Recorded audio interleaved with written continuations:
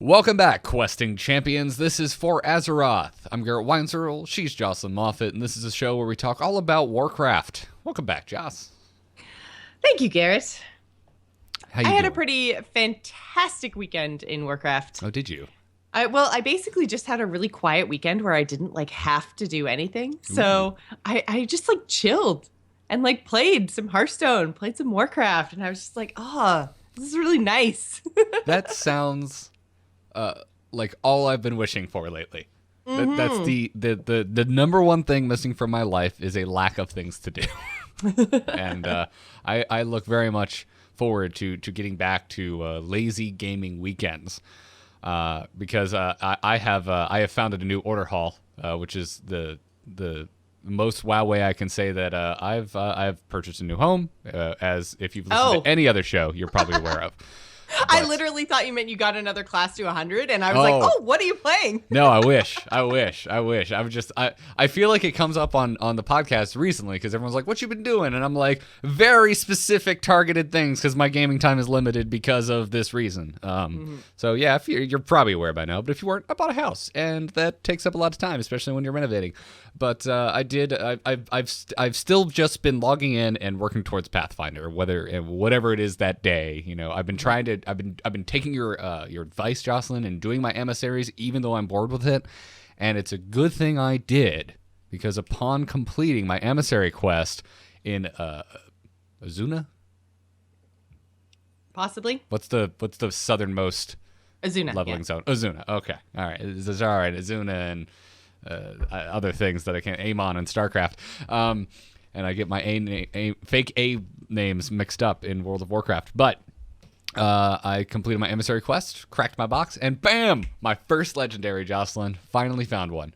Very nice. Finally. Were you in the correct loot spec?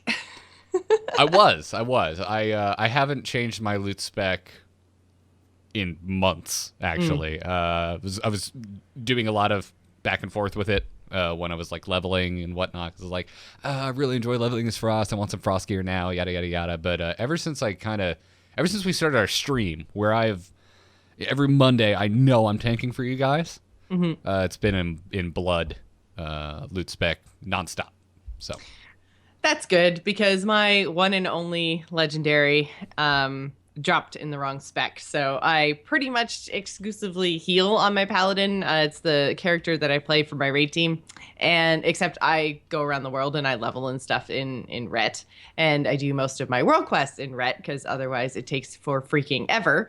So anyways, yeah, I was actually running a dungeon with some people who needed an extra DPS, and I got a legendary drop off a boss, and I got so excited, except it's the Ret legendary. It's the best Ret legendary, but it doesn't do a whole lot other than just base stats for my spec that I use most of the time. And it didn't even occur to me, because all the other stuff flops, the stats will change between strength and intellect and agility. So it didn't even occur to me that the equip bonus wouldn't change between specs. I didn't even realize that there were legendaries that were based on specs. So yeah, I failed real hard, and that was almost a month ago now, I guess I got that legendary. And I haven't had any other legendaries drop. Not even on my hunter, which I've been playing almost daily since day one of the expansion. The paladin is my alt. You've had some rough luck in World of Warcraft. Yeah. You still don't have your fox mount, right? And I'm not rubbing it in. I do not have my fox literally mount just using it as an example of rotten luck, because you've been dedicated. You're in every darn day. And I'm now doing all of my emissary quests and my withered training on 2 characters every day. The withered training. I hate withered training. And it's where one of my hidden artifact appearances for Death Knight is. So I want to be doing it every day, but I just don't. Right now, I just straight up don't have the time. Withered training only pops once every 3 days, but still. Okay, whatever. That shows you. I do it once a week, if that. So I didn't even know that. But I don't enjoy it. I find it really tedious, and you can't do it with friends, which is also really boring. And it takes a really long time. Yeah. Really long time. But I want that axe for blood, because it's really cool looking. But Well, told him and about if it. you're going through his blood, I've heard, because I don't actually play one, but I've heard that tank characters have it a lot easier than others. So Oh, you if need you to- as blood are frustrated and think wither training is annoying and takes too long, imagine if you are ranged or a healer. Oh, You want to kill yourself. I tried it in Frostback the other day, and I Ugh. instantly died. One of those random proc dudes that come up and stab the living crap out of you, like showed up. Shit, I can't remember his name now. I just called them random stabby pants, is what I refer to him as. It's like a Dro or something. Yeah, something like that. Laywalker Dro. I can't remember. Yeah, his name. I've had him show up multiple times, but usually when I go deeper, I'm not joking. After I opened the first damn door, he spawned on my ass and just started stabbing the crap out of me. I was in Frost, and just it procced the. Luckily, I had the buffs, so I didn't die. It procced one of those mana shields, and I ended up making it through. But holy crap, yeah, it's so much easier in Blood. It's not even funny. Yeah, Laystalker Dro is the name of the. Thank you, Chandra in the chat room. But yeah, so no, I have had terrible luck in World of Warcraft just with drops and stuff. But I will say the other thing that I did this weekend, which was really, really cool, I'm actually attuned to Karazhan on my healer. And so we did our first Kara quote unquote run. But man, dude, that is punishing. It's hard content. We finished the opera boss. We wiped once and then kind of, figured out what exactly it was that we were supposed to be doing and then beat the boss. So that was fine. And we were like, oh, this is cool. It's challenging. We have to go in there, wipe, learn, repeat, but then win. And then we got to the second boss. Holy hell, dude. We must have wiped 7 times at least. I was just like, this is a 5-man. What's happening? But yeah, man, it's punishing. It's punishing. Cool. I'm excited to get in there. Yeah, I can't wait because I know, so I have a lockout with a group of friends right now for my raid team, but I have a hunter. I think are we gonna attune today or? Why are you asking me? This is Kyle. Oh, yeah. Kyle and Kristen run that. It is one. Well, we're doing Karazhan things today, which is exciting because it's cool content, dude. We got to get in there. It is one of the very few things on A Move that I don't call the shots on, and I don't want to start now. So I'm just I show up, and they tell me what to do, and it's really nice and fun, and I love it. Well, one way or another, I have an attuned character and a not attuned character, so I'm excited because Kara is freaking awesome. Well, badass. Oh, and if anyone out there is wondering what the hell I actually got for my legendary, it's the Arcarus Drapes or Acarus Drapes. I always forget how to pronounce fake words correctly. They're made up words, Garrett. Yeah. They're made up words. You should tell that to the internet because this is like one of the greatest crimes you can do is pronouncing fake words wrong. Oh, yeah, tell me about it. I feel like I need to just, in general, apologize for the lore segment a lot because a lot of these things, I think I said it on the first episode, but I'm going to say it again. A lot of these things are names that I have only read. So I've never heard them in game, and I just, in some cases, when I read them, I even skip over the last half of the word because I'm just like, I know what that looks like. I don't actually need to figure out how to say that because I'm just reading. So it's just, recognition. It might as well be a shape. It still takes me a great deal of mental effort to remember that the proper pronunciation is Medivh because I called him Mediv in my head for so long, even though I played Warcraft 3, and I know, Internet, you've told me a million times, I'm very aware of the fact that they say Medivh in voice-acted scenes in Warcraft 3, but it had been so long since I had played it, and all I was seeing it was just Medivh written in WoW, that just in my head, I'm like, yeah, Medivh, that's it, there's nothing there to indicate the I should be like a hard I, but whatever. Yep. But yeah, I'm excited. Got my first legendary. If you go and look at my tweet, apparently I needed to delete my cache so that it updated the item level on the legendary. I didn't know that. I went and did that this morning, and it fixed that. And I guess this isn't one of the better Death Knight legendaries. Sadly, its equip bonus is it increases the duration of anti-magic shell by 100%, which isn't that great, it turns out, because the damage cap on anti-magic shell is still there. So if you're tanking a boss, it's going to burn through that extremely fast. So it doesn't really matter that it lasts twice as long. But the cool thing on it, because lasting wasn't the problem. You were never hitting the time limit. Right. It's I mean, it's fine. It's not. It's definitely not a bad thing. It's just that there are better legendaries. The cool thing about it, though, is that any damage it absorbs heals you. That's the other effect on it, and so that is good. It would just be nice if it actually increased the amount of damage an anti-magic shell could absorb in the first place, rather than messing with the duration. Mm-hmm. But and that might be. I mean, like you said, I know, and they have said not all legendaries are created equal, but I mean, you gave a really easy fix to just change a wording there, increase damage absorbed by 100% instead of duration by 100%. Maybe that's something that they'll realize and then, tune later. You never know. So yeah. They could make your legendary better because, I mean, we talked about it, I believe it was actually last week, how they were saying, they want people to give utility legendaries a little bit more of a kind of second look and build some strategies and stuff around that. So maybe part of that will be tweaking some of the ones like the one that you got to drop. Yeah. I'm not disappointed. It's still cool. Still like the best in slot stat wise back I can find to my knowledge. So it's totally fine. I'm definitely wearing it right now. That's for damn sure. And if I find more legendaries, cool, so be it. I'll make some decisions. It's a good problem to have if I run into it. Yeah, I think all gear can proc up to 895, and that's why they changed the item level on the legendaries, is so that they would always be best in slot. So once you get a legendary, you don't have to worry about any other. Actually, mine's a back as well. So any other capes, you could just be like, nope, not as good as my legendary. Move on. Yep. Well, nonetheless, I'm excited still, even though once doing research, it's like it's good. It's not great though. So. But you know what? When it pops, it's so friggin' exciting. I freaked out. I was actually streaming at the time, and I freaked out because I was so excited. Yeah, Katie was on the other side of the house doing something probably useful, like packing or whatnot, while I was sitting on my butt playing games. So the only person I had to freak out on was my Chihuahua, Bailey. So Bailey got the full brunt of me going, oh my God, yes, Bailey, look, it's orange. So, yeah, that was my fun. I enjoyed it. Let's talk about the World of Warcraft news this week before we get into some nitty-gritty lore about the Titans and the now lack thereof.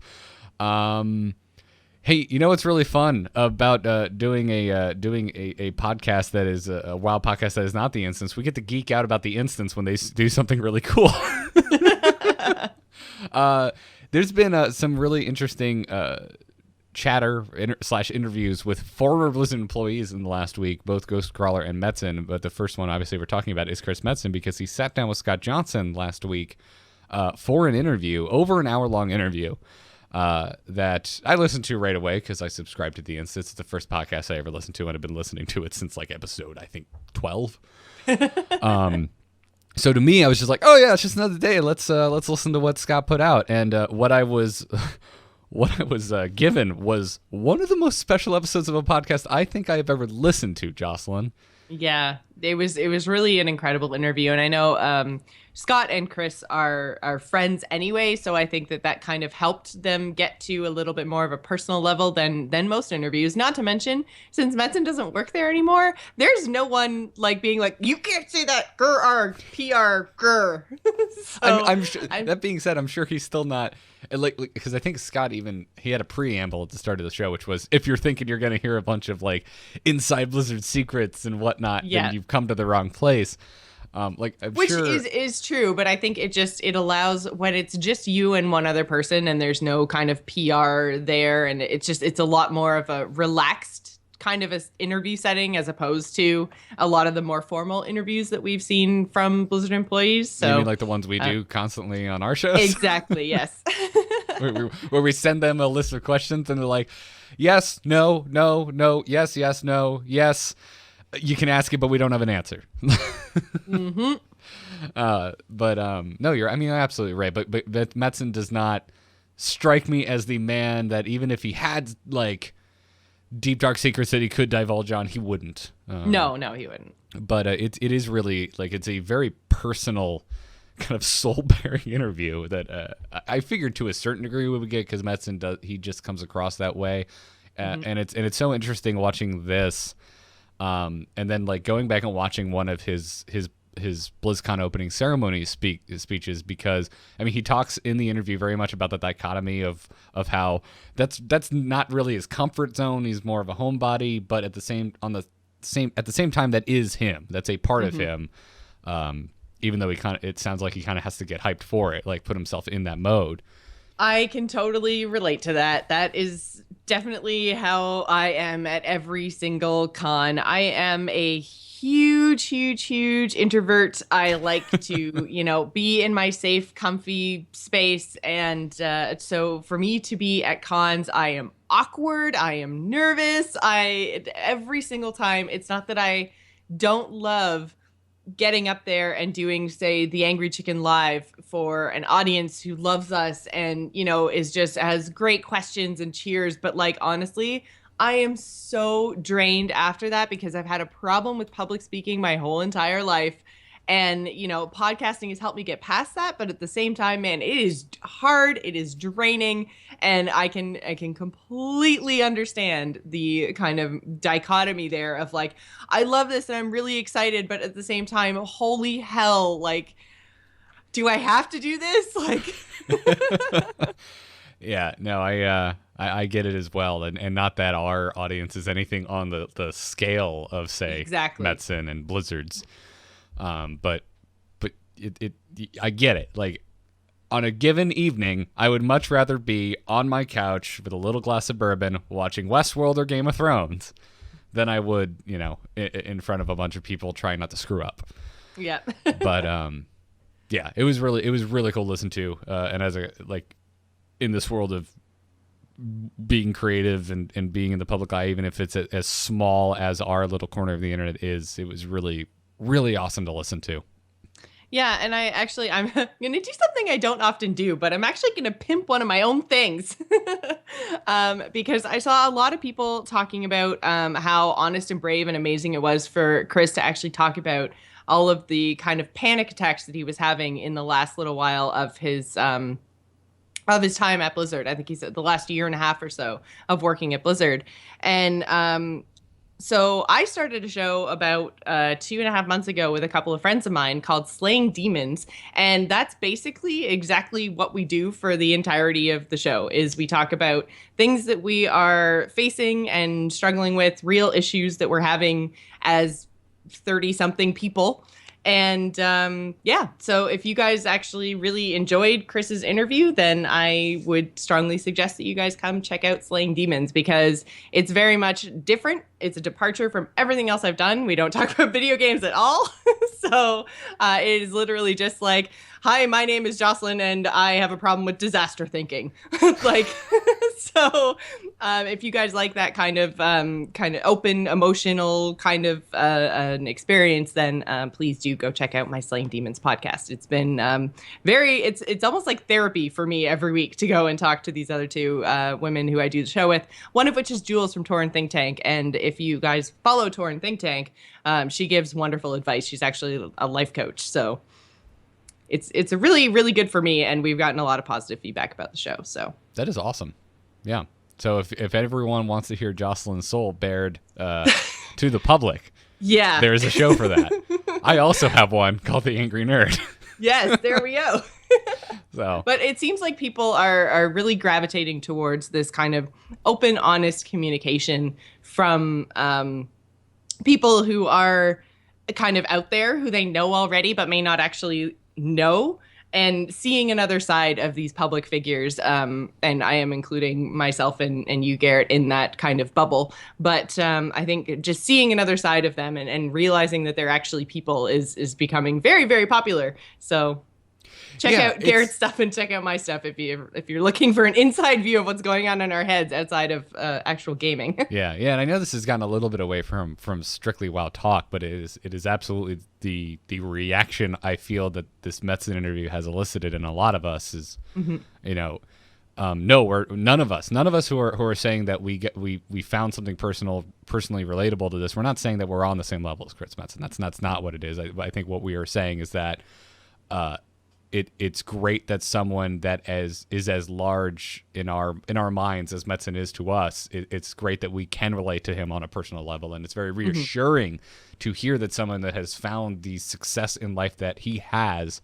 struggles with this like same and in many cases what I heard from him, even worse levels of anxiety and disaster thinking, like you brought up.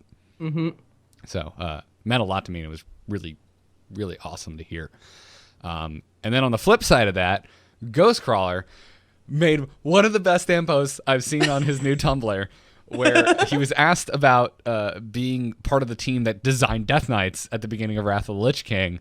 And I saw this and I was like, we have to put this into the notes because Garrett's got to be flipping out right now. Thank you for putting it in, because I missed this. And so I got up this morning and I was like, oh, what did Joss put in the notes? Holy crap, that's a lot of writing about the Titans. Also, I missed this Ghostcrawler bit on Death Knights. Let me sit here with my coffee and enjoy this. And this was such an enjoyable read. And he's really had me thinking. Now, this is the thing about me. As I've mentioned on the show, I used my original main was Hunter. I learned to tank on a warrior and very quickly switched my main to Prot Paladin halfway through Wrath of the Lich King and stayed Prot Paladin up until 3 months ago. How long has Legion been out? I was going to say up until very recently. Yeah. Now I am a Death Knight, and I play with my friends as Blood, and when I'm alone, I frost it up because I love the theme. So that being said, I did play a lot of Death Knight at launch. I just never got them to max. I got them close and was like, all right, time to get back to my main that I'm raiding with, because Death Knights were not hard to come by in Wrath of the Lich King. Everyone was leveling them up because they were fun, and Death Grip was awesome and made you feel like a Sith Lord. It was really fun. But it was really cool getting this retrospective because it brought back thoughts I haven't had in a long time, and also kind of let me look at my Death Knight today through the lens of someone who maybe mained them at launch, which I did not do. And the thing I found the most interesting was when he talked about that, how originally all three specs were designed not to have a specific role, that you could have tanked, you could have DPS'd, you could have PvP'd in Frost, in Blood, in Unholy, and it didn't really matter. It was just about what weapon you're using and how you spec yourself and whatnot. And I hadn't really thought about that in a while. I knew it was a thing. So one of my best friends in the world, Ben Zweifel, who's also a very talented illustrator, if you ever want to go look him up, don't know even why I felt like bringing that up, but he tanked as a Death Knight, and I remember him like just when we would talk WoW, he would just go on and on about how he was, maybe I'll do Blood, maybe I'll do Frost, and he would explain all the different things to me, and I just found it so fascinating that you had that option. It's like, well, I could tank with a two-hander in Blood, or I could just dual wield in Frost and tank that way. And like me with my sword and board as a paladin was just sitting there going, dude, that would be so badass. I want two swords instead of a shield and tank that way. That sounds fantastic. And now it has left me kind of longing for that day because I love Frost so much. I wish I could tank as it. Yeah, as someone who came to Warcraft way after Lich King, this is a really, really cool concept to me. The idea that you could just be in whatever spec you wanted, whatever kind of RP theme that you thought that you wanted to play as. You could, be swords or shields or, whatever the heck you wanted, and you could do anything except heal, which makes sense because Death Knight's healing would just be really weird. But the idea that you could just like change around your gear and your talents and all of a sudden you would have a totally different role without changing spec, that's so neat.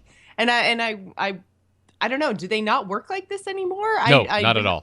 Oh, okay. Extremely specifically regimented. Blood is like only tank now, and you can't tank as the other two. Well, I knew that. I knew it because one of the tanks of our raid is actually a Death Knight, and she plays in Blood, and I was kind of like, but I didn't know if that was personal choice or if that was like, just the way it is now. But I mean, it makes sense that it's the way it is now, that each spec has its role, because that just lines it up with everything else.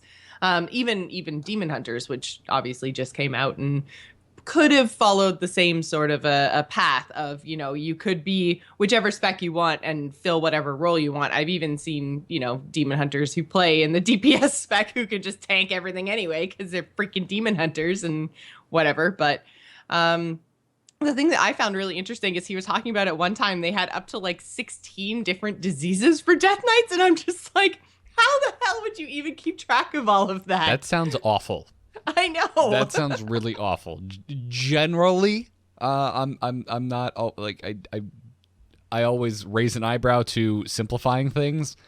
There is no eyebrow raising there except in shock that was ever even considered. Yeah.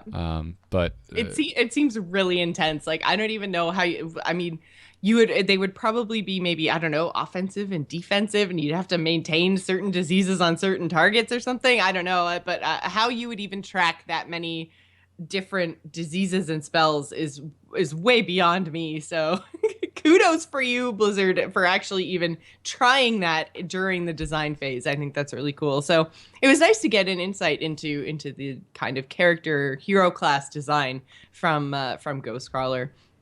So I'm kind of wondering what prompted the post, though. Did he finally like get past the point where he was like forbidden to talk about things by his contract of leaving? So someone asked him in his, I don't know if it was in the comment section of a previous post or what, but it starts with a question being asked from a reader. And I believe it even starts with, an original Death Knight.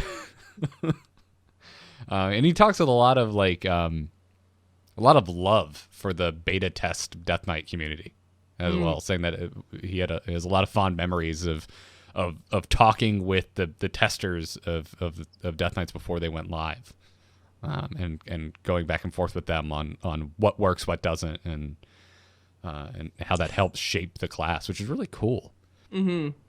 But and I wonder if that kind of stuff still happens, because I know a lot of people that play on the PTR. I know a lot of people that play in alpha and beta, and I know that the forums are, I guess, busy. They're used. But I'm wondering how much of that, do they have the same kind of personal relationships that they used to with the community? I mean, I guess in Lich King, the community was the largest ever. So, I mean, to say it's more popular now would just be straight up wrong.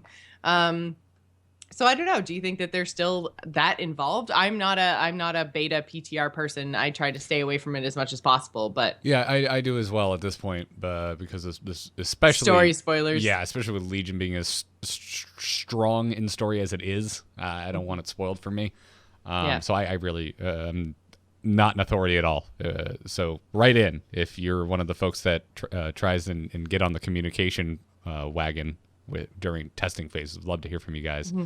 I know they've definitely gotten quieter on the community front as far as podcasts are concerned. It seems like ever since Zaram left, it's been there's been a lot less outreach. I don't even know. I haven't really tried to keep up with the community team in WoW for a long time, because I haven't done a show that has specifically talked about World of Warcraft in years. They used to do an old one called This Week in Blizz, and that was during Zaram's heyday, and we were a tiny show compared to basically every other World of Warcraft podcast out there, and yet Zaram constantly sent us press releases and made sure we were up to date on things, and he was fantastic. And ever since he left, I haven't heard anything from the WoW team. So I remember This Week in Blizz.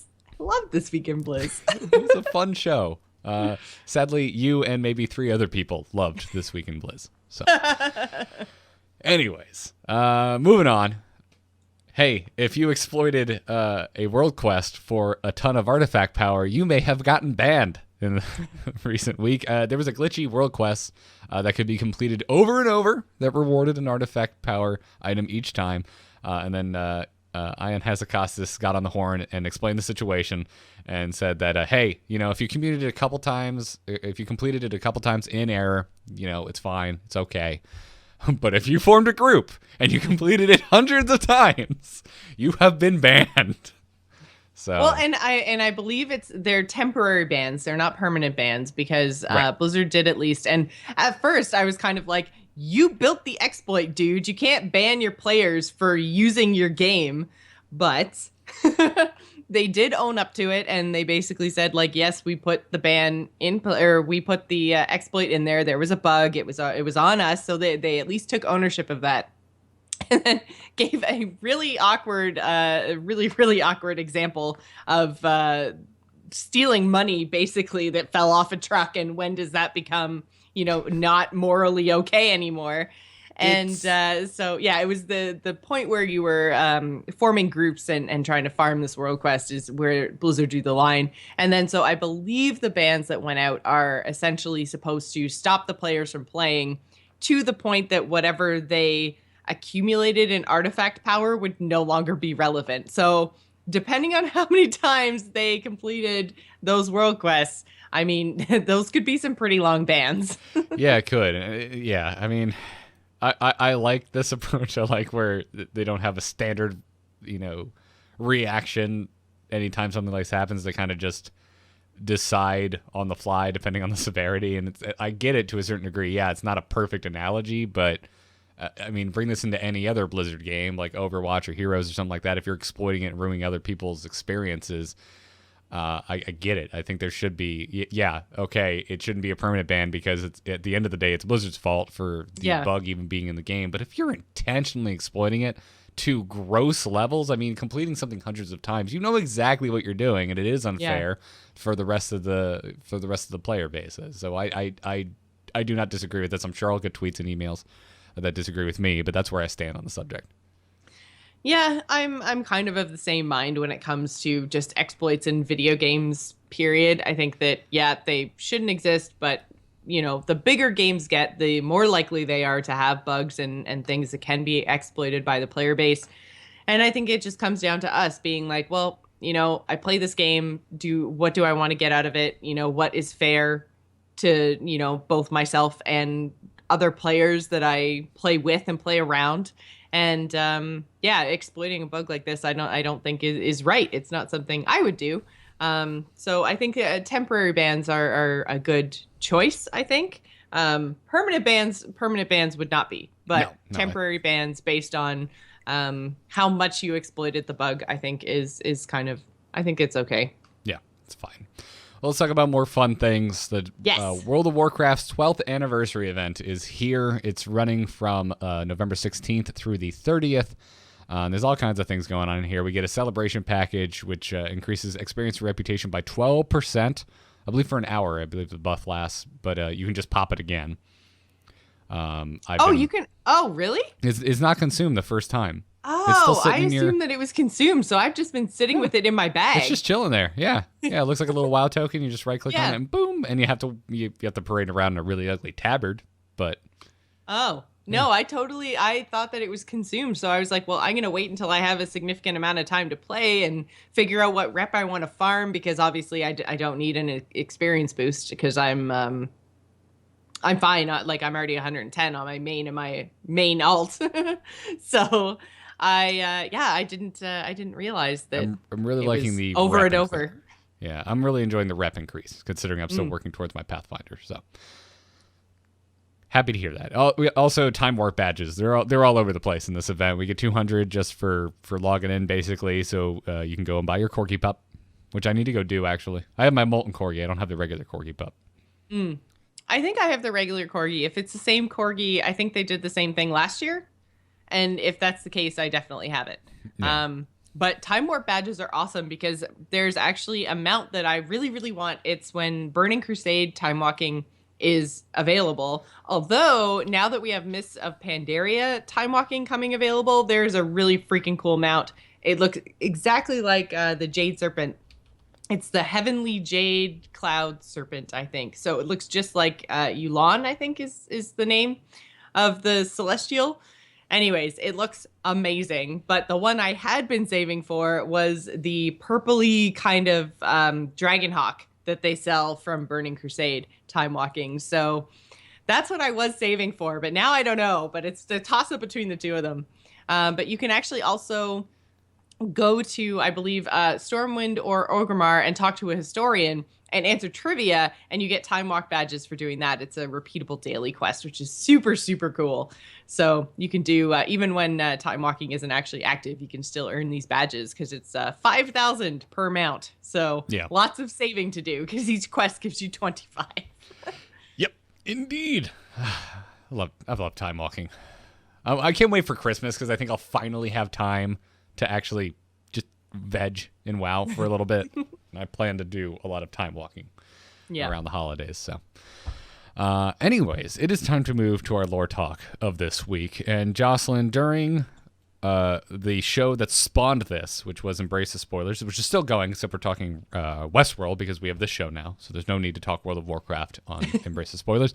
But during that time, you mentioned Chronicle Volume 1 so many times that I purchased it. And, it's right. And Jocelyn prepared as if, I don't know, show and tell, or in this case, you were the damn teacher. You're the professor of this class. I hope everyone has their textbook with them. I could unhook my little ear dongle and walk into my bedroom and get it. It's on my nightstand for nights I can't sleep and don't feel like playing Hearthstone. I've only made it up to the end of the main kind of Titan talk.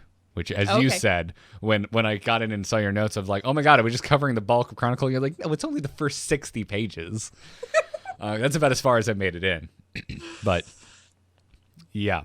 We're going to talk about the Titans and specifically the fall of the Titans today. This ties in extremely directly with Legion.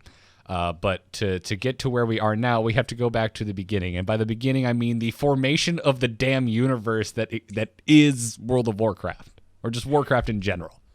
Yeah, so basically the whole idea of the fall of the Titans, first of all, we have Sargeras, who he himself is a Titan, and obviously he is the leader of the Burning Legion, and so huge relevance to Legion itself right now. But we also got a really interesting tidbit, which obviously if you are a fan of lore outside the game, you already knew, but we had to go tell Khadgar that all the Titans were dead. So that happened in Legion as well. So there's a lot of kind of what's going on with Titans, who are they? There was a lot that happened in Wrath of the Lich King and a little smattering of Titan stuff in Mists of Pandaria, but this is kind of the most we've heard of Titan stuff in World of Warcraft, so I thought this would be a really good one to cover. And also, if you guys are checking out the notes, usually I do give links to sources that I've used outside of just my own knowledge or the game.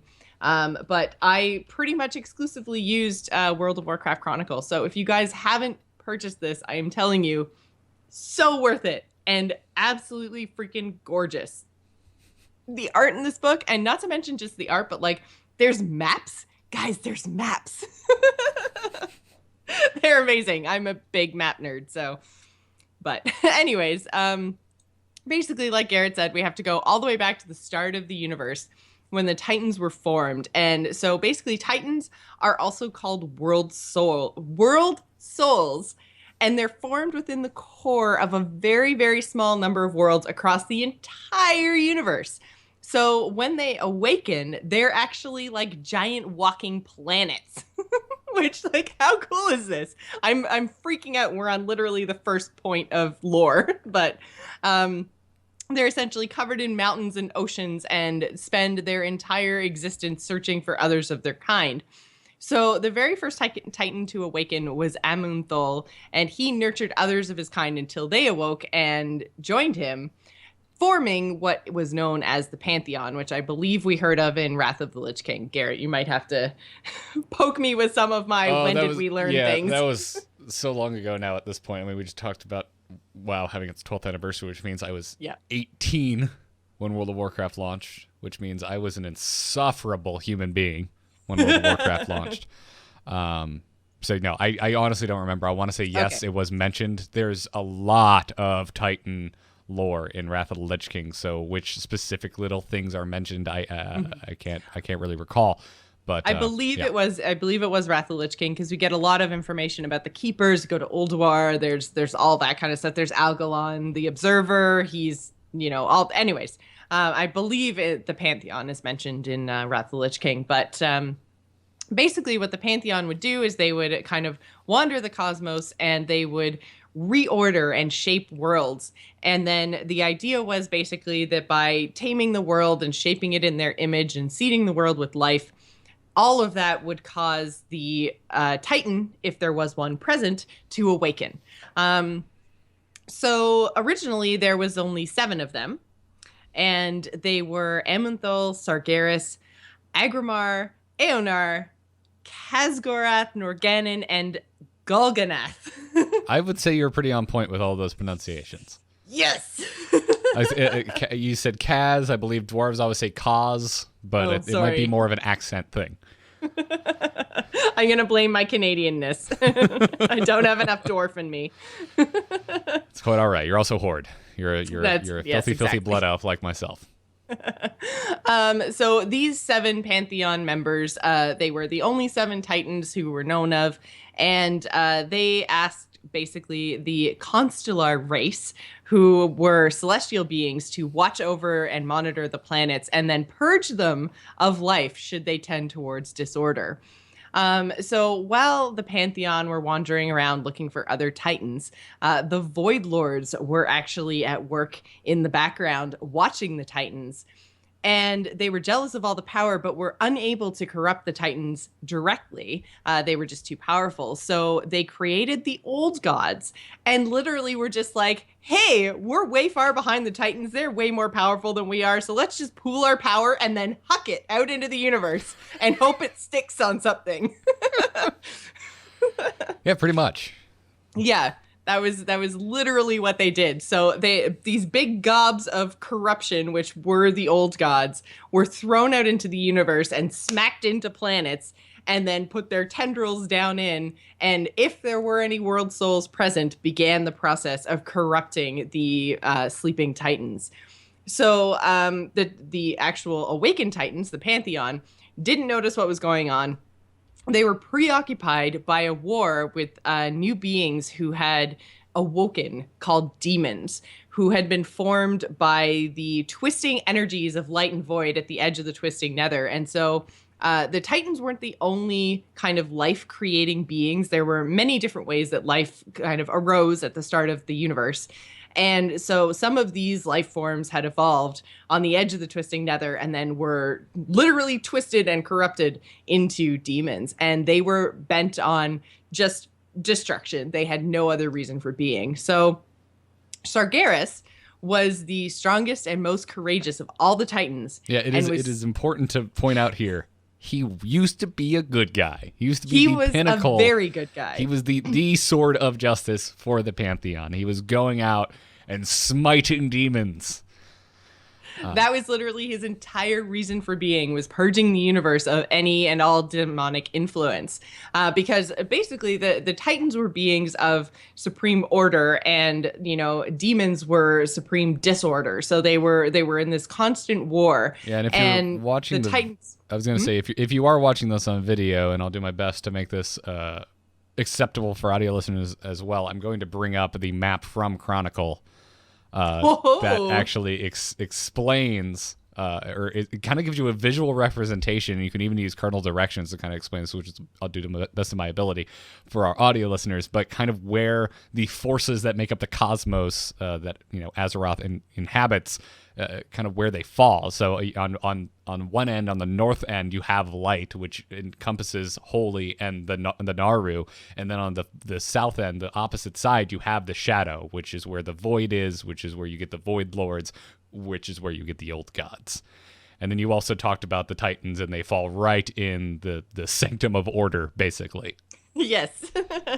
So that's the whole idea of basically little bits of light, little bits of shadow, and how they kind of interact. And so essentially, like, other than light and shadow, nothing is really purely good or purely evil. They're just different kind of parts of a greater whole. So, but the idea is basically that Titans represent order and they want everything to proceed along a certain path.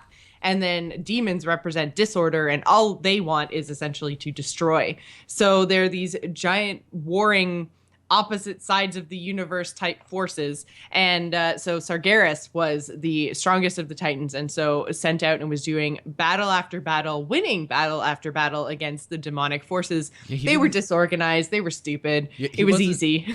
he wasn't losing, but then he noticed that they just kept coming back. He would encounter the same demon significantly later on, but eventually he would notice he was killing the same demon that he had murdered before. And this is where we are taught in the Chronicle, and it comes up in other places in WoW. We've even mentioned, I think we mentioned on the last episode, that to truly permanently kill a demon, and they have to die in the Nether. They have to die where they were created. Exactly. And so Sargeras didn't actually know this, though. So he decided, since he couldn't actually defeat them, he was just going to create a prison. He was going to hold them somewhere so that they couldn't affect the universe and couldn't cause any more disorder. So he created a prison called Mardum by manipulating the Nether's energy. So it was basically like another plane of existence between the Great Dark Beyond, which is our known universe, and the Twisting Nether. So as the war between demons and Sargeras intensified, the Pantheon sent Agrimar to his aid, and the two of them fought the demons for centuries and eventually gained the upper hand because of this prison that Sargeras had formed. And then, so as the incursions from the demons became less, Sargeras and Agrimar went their separate ways. So as Sargeras was wandering the universe on his own looking for more demons to fight, he was actually drawn to a remote corner of the Great Dark Beyond because of an increase in void energy, which is where he found a corrupted world soul covered in giant beings, which were the old gods. They had completely corrupted the sleeping world soul, and had it awoken, it would have been a being of untold dark power, something that it was very unlikely that even the entire Pantheon together could have defeated. Boy, Sargeras should have taken this as a warning. Huh? I said, boy, Sargeras should have taken this as a warning or as some type of foreshadowing, or looked inside to see how this might he might learn from this. And yeah, but so this piece of lore, and actually I'm going to try to actually find the page in the Chronicle, but this piece of lore is why I think it's going to be really stupid should we ever decide to fight Sargeras. This is him literally cleaving a planet in two with his sword. I don't know about you, but my hunter can't do anything about that. Maybe if we combine all of our artifact weapons together into some sort of something, there will be, there's something, right? They're going to figure something out. Maybe we imprison Sargeras in our own version of Mardum. Who knows? Who knows? But so basically, Sargeras, with one blow, cleaved the world in two, which killed all the old gods, but also the sleeping Dark Titan inside. Yeah, so when he went back and told the Pantheon, and they were so angry at him because he destroyed one of their own, corrupted or not, and basically said that if he had told them ahead of time, they would have come and they could have potentially have figured out a way to cleanse the Titan. But they hadn't seen what Sargeras had seen, and he was convinced that existence itself was flawed because of the Void Lords. He thought that if they'd gotten to one world soul and corrupted it so completely, because of the way that they just flung their evil into the universe, they could have found many more than the Pantheon had a chance to locate. And so it was already too late. They were extremely mad. Yeah, they basically they kicked him out of the group, basically. Yeah, and it was at this point upon reading Chronicle that I saw where it was going. I was like, oh, this is why when it, like in Ulduar, for example, we're fighting Algalon because he just wants to basically purge Azeroth, but at the same time I get why Sargeras now wants to destroy Azeroth, but why we're still around, and that's what this all leads to. This leads to why the Pantheon protected Azeroth, even when Sargeras became corrupted, which is probably the next important thing to discuss. Yeah, so after Sargeras leaves, basically with no friends, he's now no longer part of the Pantheon. The remaining Pantheon members continued their search of the Great Dark Beyond, and they actually Agrimar found Azeroth, which is the most powerful world soul that the Pantheon has ever discovered. But it was already being corrupted by 4 old gods. So you guys might have heard us mention, and I'm not going to go into, all the old gods. I'm not going to go into all of the formation of Azeroth and all the rest of it. That is another lore episode. But there were 4 old gods. We've talked about them before. They are cards in Hearthstone. They are Yasharaj, N'Zoth, Cthulhu, and shoot, I'm forgetting the other one. Yogg-Saron. Yeah. Yeah, broken card in Hearthstone. And really fun raid boss. Yes, yeah, no. If you've been playing World of Warcraft for any length of time, you've come across at least one of these. Yes, N'Zoth is currently the only one that is not actually present in World of Warcraft, although we here at For Azeroth believe he is coming. Yes. But and Yasharaj, we only see his his heart, basically. Yes, exactly. And that is because basically Agrimar, he found Azeroth, he found the corruption, and then he went back to the Pantheon. So he chose a different path from Sargeras, and together the Pantheon decided that they were going to attempt to cleanse Azeroth. But due to their immense size and power, they couldn't directly battle on the planet because they're planets themselves, guys. So they were afraid that they would kill the world soul. So instead, they infused some of the Titan-forged beings with their power, reshaping them in their image. And those are the Keepers that we have seen on Azeroth. And the Keepers play a really big part. They are dungeon bosses, in some cases, raid bosses as well. Come across a ton of them in Ulduar. Yes. But all of the ones that we come into contact with are Thorum, Freya, Memoron, Hodir, Ra, and now Odin in Legion. Yes. So these beings are the Keepers of Azeroth, and they waged war on the planet's surface with the old gods. But Yasharaj is too powerful even for the Keepers, so the Titans intervened directly. So Aman'Thul himself reached down and ripped Yasharaj from Azeroth, which created a giant wound in the planet. They basically didn't realize how deep the corruption went into the planet. So the wound, they actually filled the wound with the Well of Eternity because essentially Azeroth was bleeding arcane energy, which was the lifeblood of the hidden Titan inside, the sleeping Titan inside. The other old gods were eventually overcome by the Titan Forge, and they were imprisoned on Azeroth because the Pantheon realized that they would be unable to just rip them from the surface the way that they had dealt with Yasharaj. So after all the old gods were imprisoned and their corruption was contained, the Pantheon departed, happy with what they had done to cleanse the sleeping Titan of Azeroth, hoping eventually that it would awaken. Although, as a resident of Azeroth, I've got to say, I kind of hope that our planet doesn't suddenly turn into a person and start walking around, because I feel like that would probably just kill us. Yeah, that's one of the things that don't really go into detail in Chronicle, right? Is what happens to the planet when if it has a world soul, if it awakens to become a Titan. Like, right. Although they're so massive, maybe there's just little dudes running around on them, because they talk about how they're built of mountains and oceans and everything. Oh, that's true. It could be, but I feel like if you've got a circle that all of a sudden opens up into a person, there's gonna be some cataclysm. Yes. Like, we thought the literal cataclysm was bad. We thought the sundering was bad. Yeah, our Titan awakening is gonna be real bad, guys. Also, thinking of how planets orbit spinning and gravity works, is like, do they have to go and then ask the Titan, like, hey, could you just keep twirling constantly on an axis so we can maybe stay clung to you? That would be really lovely. Thank you. I'm just picturing this like little tiny elf talking to this giant planet Titan. Yes. Like, Hi, Mr. Azeroth. Yes, we have a couple concerns. You may have noticed I have chained myself to you. Could you take up ballet as a hobby, please? Thank you. Many, many pirouettes. The tangent, though. Yes. So basically, since Sargeras had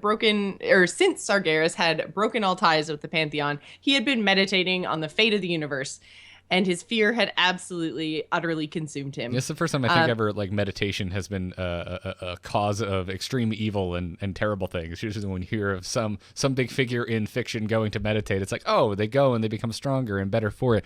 That's not what had happened with Sargeras whatsoever. He sat and dwelled on his fear, on his hatred, and his despair, and it warped his mind and more or less created the Sargeras today. There was a little bit more to that, though, specifically the destruction of Mardum, which I'll pass back to you, Jocelyn. Yeah, so he decided to start the Burning Crusade, and what better way to start a crusade to destroy the entire universe and purge all life than with beings who are made to do exactly that, which is the demons. So he destroyed their prison of Mardum, and when he released the demons, basically the prison had been, just bursting at the seams with all the demons that he had imprisoned. So all of their energy basically exploded from the prison and infused him with fell magic. And so it literally seared his soul, burst his eyes, and replaced them with emerald fire, which sounds a whole lot like someone we talked about a couple episodes ago.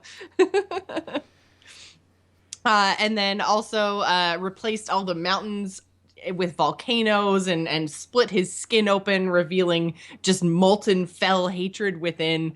He became completely and utterly corrupted. Who he was totally destroyed. Sargeras then infused the demons with his power, making them stronger and smarter than ever before, and he offered them a deal. He said, hey, fight for me or be destroyed. And so the Burning Legion was formed. Well, let's weigh those for a second. Let's weigh cake or death. Yes, exactly. So basically, keep doing what you're doing, except go where I tell you, or I will kill you. Because at this point, he figured out basically the infusion of the demonic magic showed him, for lack of a better term, how to destroy the demons for good, which was to destroy them in the Twisting Nether. So with that knowledge, he kind of held that over their head and said, you are now, my instruments of destruction. So Agrimar had heard of all the destruction of all the worlds and also the death of a constellar, I guess.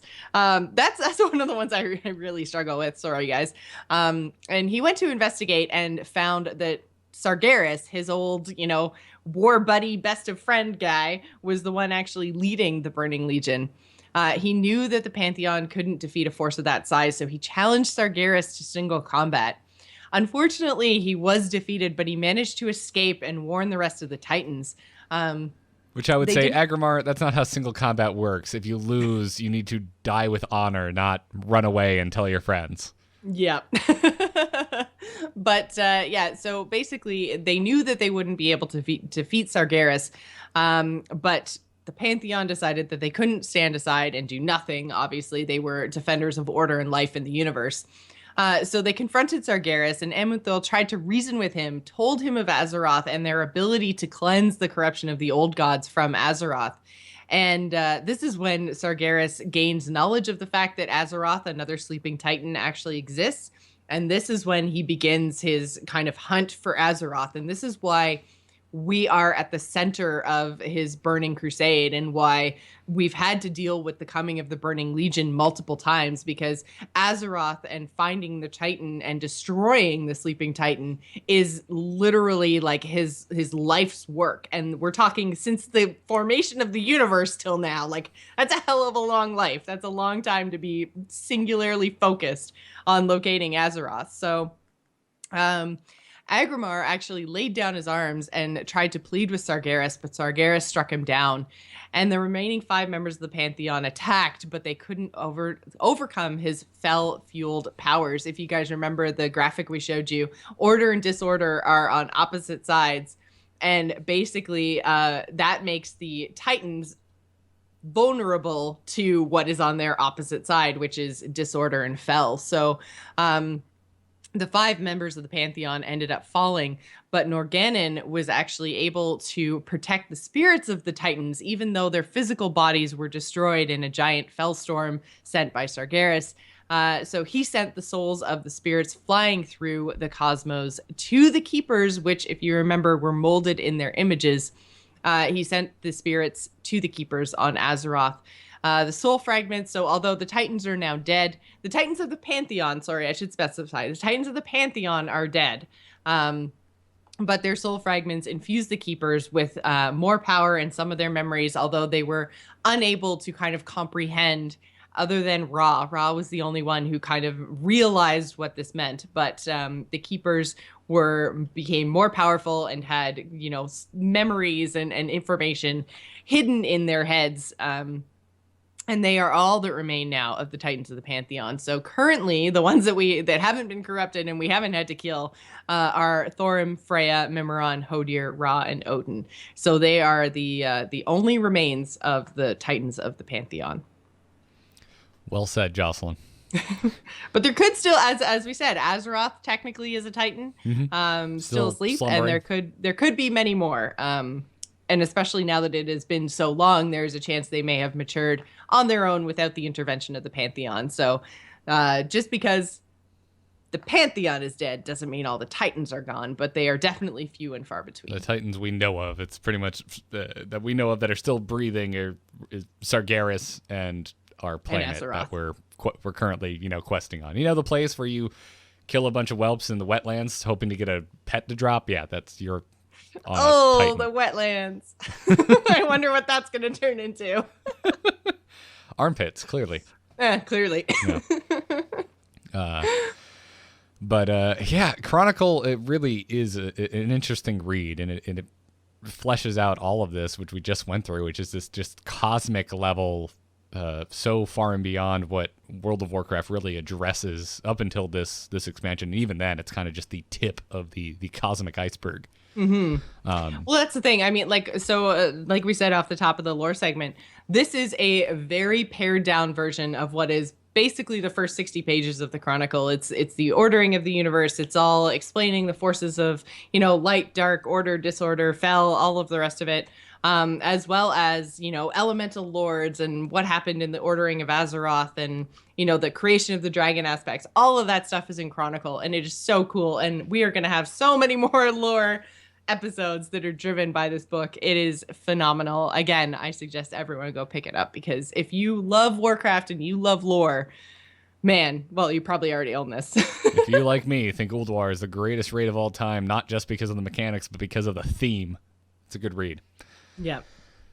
Now, that being said, it's time to wrap this up with some emails. And if you would like to email us, you may do so at amovetv@gmail.com, and make sure to include WoW somewhere in the subject line. Some of you have been breaking that rule and typing for Azeroth, which still works, but it doesn't come up when I type WoW. So I still find it, but you make my life a little easier. Type WoW in your subject line, please. Anyway, our first email today comes to us from Eric, who says, during your last podcast, you guys talked about time walking and having trouble getting some achievements because you one-shot mobs, even when naked. Looking at you, Jocelyn. I can't help it. I'm OP. Your damn OP nudeness. Blizzard added a toy a few patches ago called the Soft Foam Sword. It is helpful on the type of quests that say, take this moth to 20%, then throw this potion at it, or whatever. Other than what I listened to, The Angry Chicken and Spoiler for Westworld, love your work. See you in Azeroth. This is so cool. I find that toys are probably the thing that I pay the least attention to. I pay some attention to battle pets and mounts and all that kind of stuff, but toys, there's just so many of them, and they do such a variety of things, and some of them are useful, some of them are not useful. I just realized my video paused at a really awkward face, but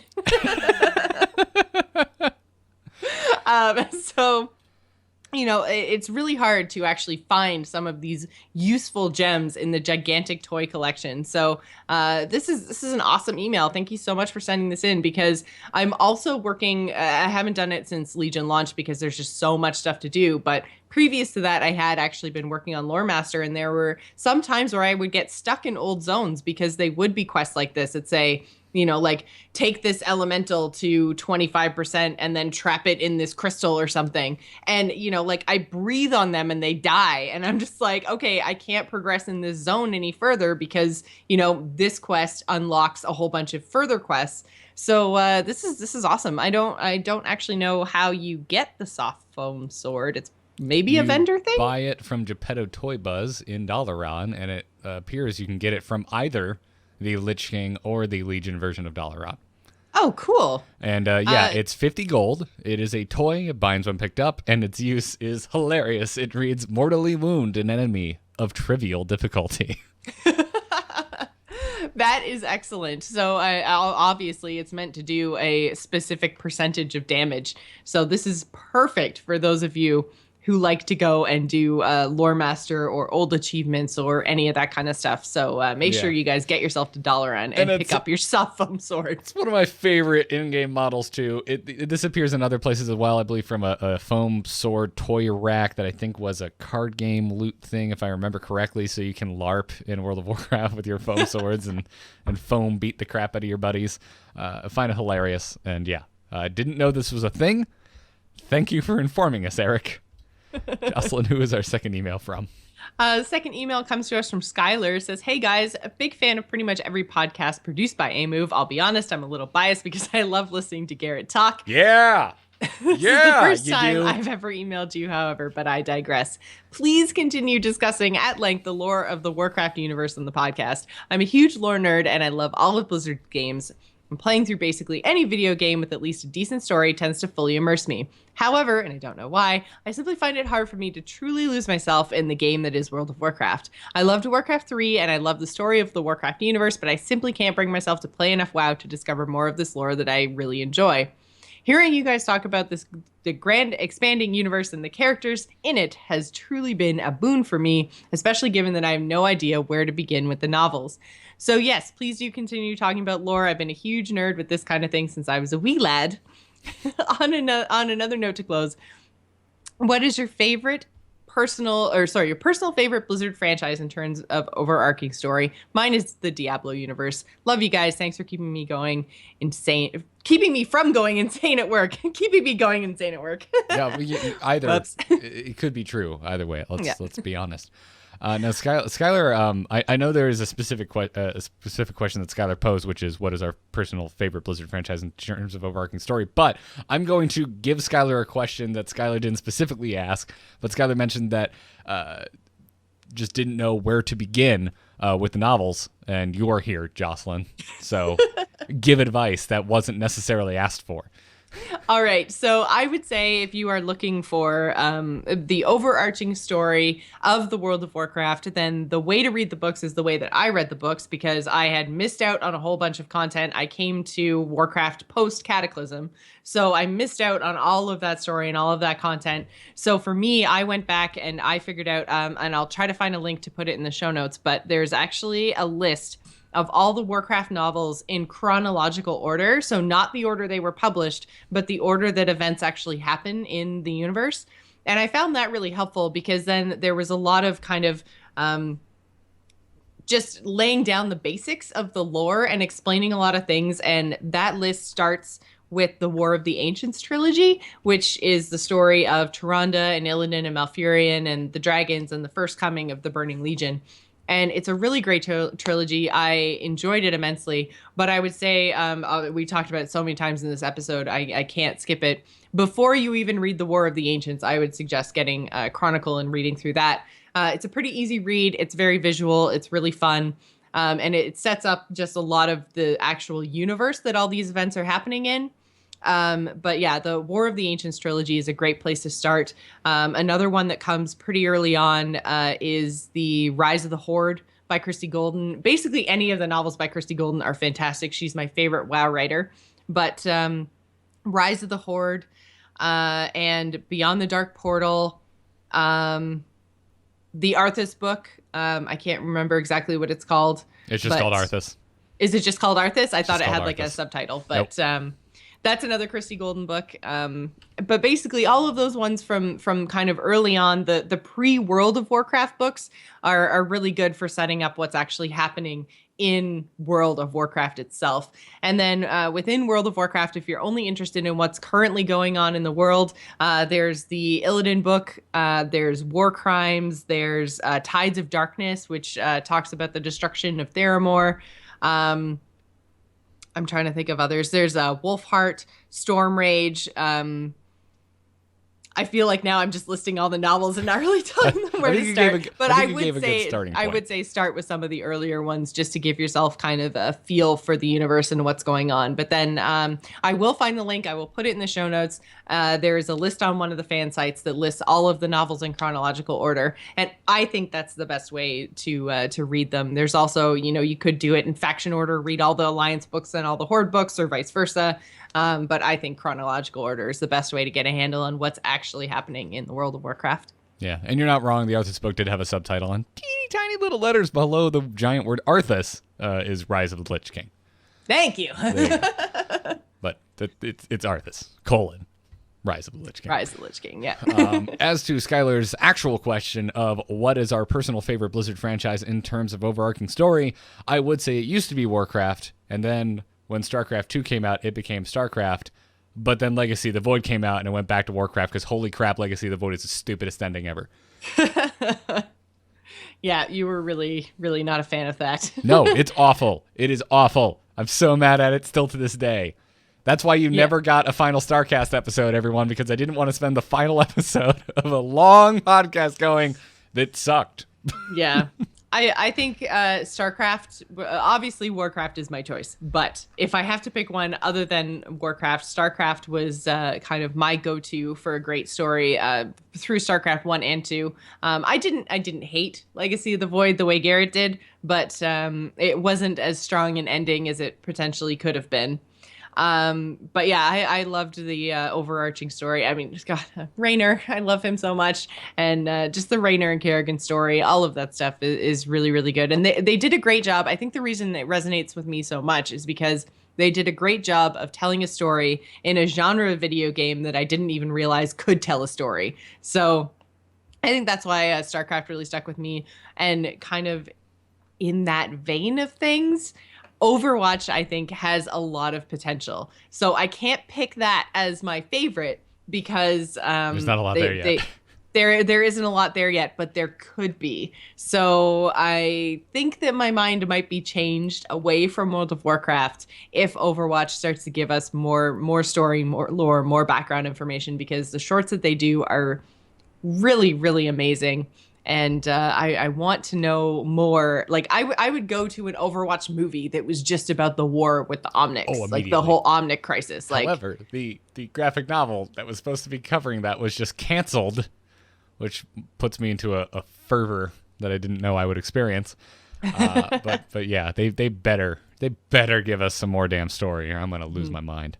But yeah, I think Overwatch novels, or and that universe is just it's really interesting. It's really exciting because I feel like it's almost the most relatable. I would say StarCraft was probably the most relatable previously, just because there's actually like humans in it, and it's about space exploration, and then there's aliens, and that I can wrap my head around. And I feel like Overwatch is a near future-y, it's very tech based. It's very like, yeah, I could maybe probably see that happening 100 years from now.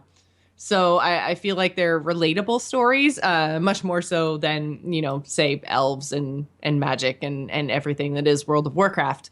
Although World of Warcraft, I think it's hard to make an argument for any of the others, only because the lore of World of Warcraft is just, it's so huge. There's so much story there. Yeah, there's a lot. It's like kind of whatever story you're looking for, you can find it in Warcraft lore. Overall, most of it I really enjoy. Troll stuff is where I'm just like, there's too much troll stuff. I don't care anymore. That's where I kind of personally check out, or anytime I have to deal with Torrent. I should totally do the next lore episode on troll stuff. Great. Wonderful. Thanks, Josh. No, because I want to change your mind. I want to show you what's so amazing about the trolls and their culture and why we love Fulton. No, I get it. I like trolls. It was just at a certain point there were too many raids growing up with World of Warcraft. The one I just straight up don't care about is Torrent. It just puts me to sleep. But yeah, no, for me, it definitely was StarCraft, or at least for the first two expansions of StarCraft 2. Wings told a really human story, and it even extended into Heart of the Swarm. It started to get a little more grandiose, and then Legacy of Void just got too big for its britches. I think it's the Mass Effect 3 versus Mass Effect 2 issue. It's like Mass Effect 2 was told a very human story. It was all about you and your team and your friendship, and it ended in a good place. And then Mass Effect 3 is just like, well, you have to save the universe. This is literally the biggest, the most threatening thing ever. And it's like, no, I just want to deal with like a sizable big bad that I can understand and it makes sense. And it's the same problem that happened with Legacy of the Void. It went full anime. Like you kill God at the end of it, and it's just silly, and I can't relate to it. Yeah. And I like Diablo a lot, Skylar. But I think I like the more granular kind of levels of Diablo storytelling. Like I like picking up the journals and finding out what mix of like a child left out in the rain that was eaten by a rat creates a specific type of devil. Like that I find really cool. Like the monster manual level of Diablo, like the overarching story has never really grabbed me. I've always found it to be kind of the most generic of Blizzard stories. And then it's not me trying to like prove you wrong or anything. That's just kind of where I fall. I feel like the story told in the Diablo games themselves have never really interested me all that much. Yeah. I can totally relate to that. Diablo is probably the one that I'm least interested in, but again, I feel like that's probably gameplay.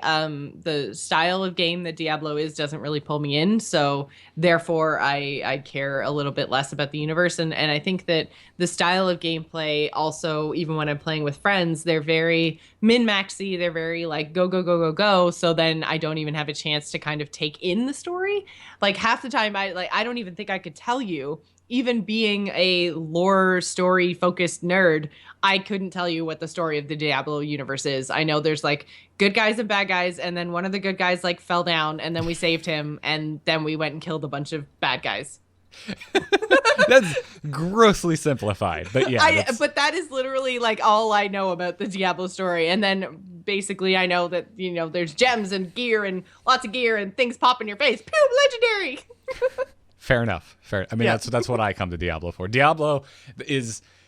I come to Diablo as I feel the majority of World of Warcraft players come to World of Warcraft, which is like the loot game and the PvP and the raiding, and they don't really think about the world that they're encompassing. And that's where I come to Diablo. I'm like, I don't care. I just want to blow things up. And then every now and then I find a Deckard Cain entry, and I'm like, oh man, that's why a treasure goblin is the way it is. That's really cool. But I'm just like, Tyrell's got a beef with Imperius, and of course I saw everything that happened in Diablo 3 I saw coming a mile away. So at no point was I surprised. So anyways, Skylar, thank you so much for writing in. I love talking about lore. I know. For the most part. I feel like sometimes I talk about it too much, so sorry, guys. Hey, man, it's cool.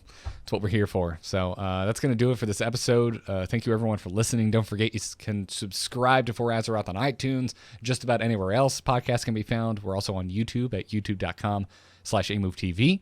If you are listening on iTunes, please keep those 5-star reviews coming because they help out the show a lot. It's a new show. We don't have a lot of reviews, so every 5-star review we get helps move us up the rankings and get us new listeners. So this episode, thank you to Savaris and Mufasa Jazz, who left us 5-star reviews.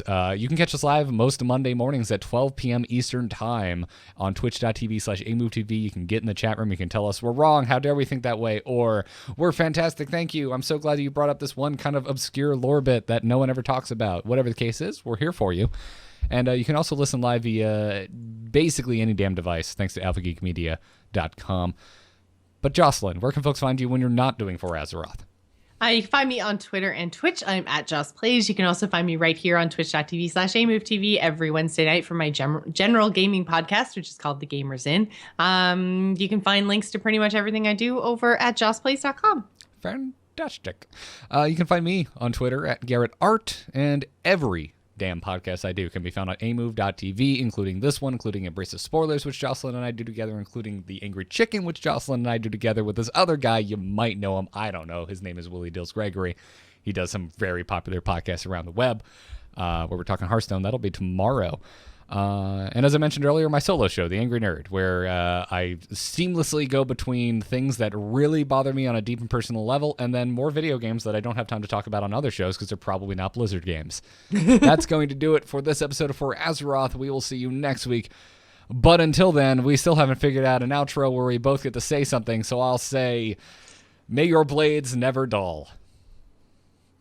Damn, you took the good one. You could have Alliance has like for the king or something. Well, you don't have to go with Alliance when you could have gone Locked Ogar. You could have gone Safe Travel. But then we're going to get accused of horde bias. We're going to get accused of that anyway.